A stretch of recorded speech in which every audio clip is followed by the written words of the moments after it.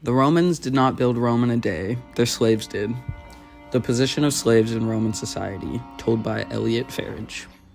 Every single westernized idea you currently know on slavery needs to be completely swept to the side to understand the slavery that existed in ancient Rome. Most of the ideas people tend to have when having to think of slavery come from the colonization of North America. However, slavery existed across all continents in many different forms. The way Romans treated their slaves is incredibly unique to Roman society. No other form of society functioned quite the same as the Romans did. From creating the idea of the social death to single people owning thousands of slaves, the Romans did it all. Being a slave in ancient Rome meant being nothing but that for the rest of your life. In legal terms, you were either free or you were a slave.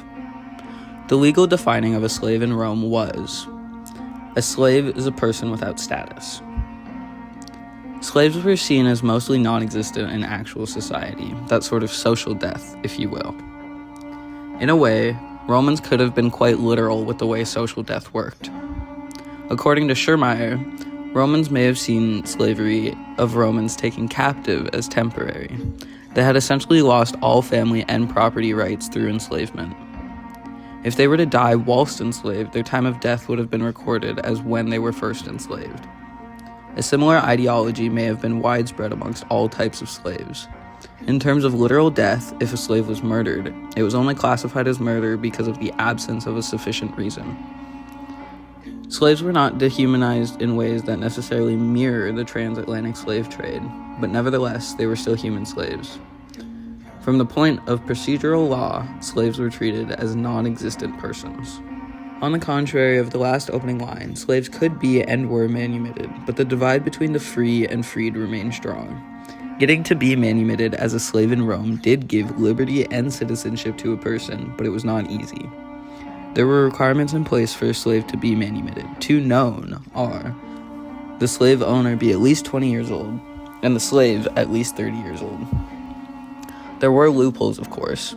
For example, slaves could convince someone to buy them if they gave them money, under the agreement that as soon as the new ownership was in place, they would be manumitted.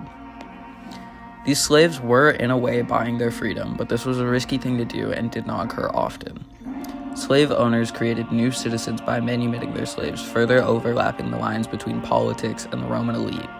Because of how favorable owning slaves was amongst the elite, a sort of human wall was put between the average person in Roman society and the elite.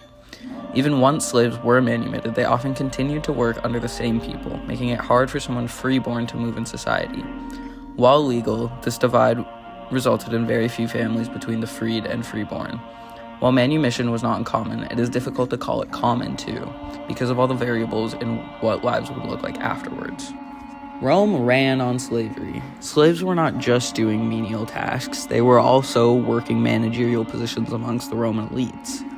Unlike the transatlantic slave trade, where racism made a clear divide as to where slaves worked and with who, Roman slaves were fully integrated in every level of society. They were just unacknowledged.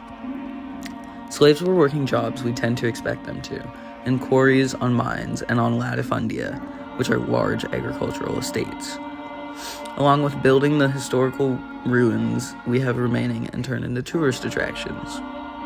Slaves that came from Greece were often tasked with jobs that had influence on society, like being a tutor, because of the respect for Grecian culture. Slaves were backbones to society, working in secretarial jobs, accounting, business, and as scribes. To quote Scheidel, the elite was literally cradled by slaves. From the literal building of it to managing it, slaves were indispensable to Rome. There's no way to appreciate the Rome we know without acknowledging every part of its history. As George says, slaves were epigraphically invisible. The documentation of slaves, or lack thereof, goes to show the level of dehumanization that Roman slaves lived in. The only chance a slave had at having a family was if they had some unique skill or ability that helped them gain respect that was nearly equal to a freeborn.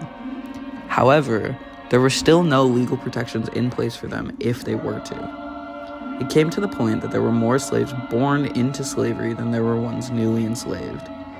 In the occasional case, because of how many slaves people had and how hard manumission was, Slave owners cared for their slaves in old age and sickness, which is a completely alien idea in the West. Being a slave in Rome is an unheard of method of slavery. You were both vital to society and unrecorded as having existed in it.